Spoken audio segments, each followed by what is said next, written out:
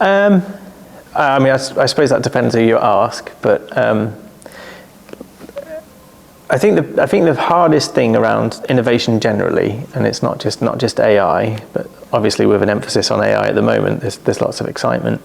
It's really, can you adopt it? There's lots of questions right now around how is this going to progress? What does ChatGPT mean to the rest of the world? You know, what's it going to do? What's it going to produce? And in my mind, there's probably 100,000 companies out there right now innovating with their heads down. And what you'll start to see are these sort of products and services pop up over time. And as an organization, you're going to want to use those because there's going to be stuff that you haven't thought about, you haven't even looked into,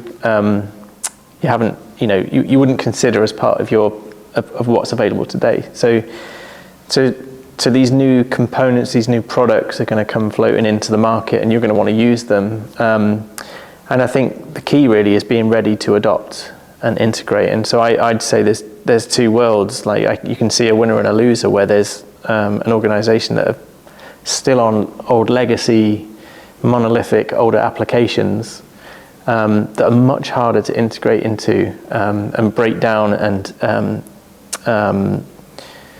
expand out to the types of technologies such as ChatGPT. Who knows? I mean, ChatGPT is one generic thing. It's amazing, but there's companies out there now. We're talking to them about new and bright, products and services.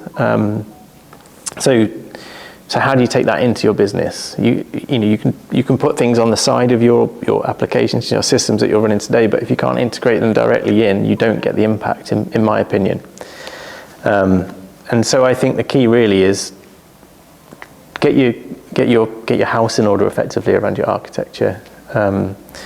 Build systems. If you can think of your business as a cyborg, and having that ability just to snap on components for your own competitive advantage, a new eye that you can see 200 miles away, or a memory card that slots into your brain so you're X number more intelligent. You can see a business with those add-ons and those snap-ins and that competitive advantage being massively compelling, but you need to be able to do it. The body is a well-architected system. It's broken down into individual parts. It's well decoupled through our nervous systems. That's why it's replaceable. If I replace an eye, it doesn't affect my other things, and that's true for business.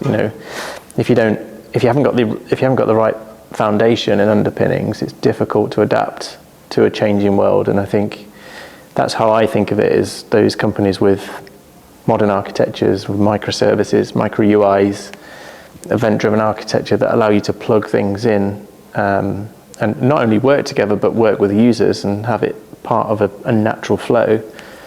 That's the key. And those guys that are building those architectures now, whilst this is all uncertain and we don't quite know where it's going, I think they'll be a step ahead of the guys that don't. If you're not ready to adopt the unknown in the future, I think that's where people fall over or succeed.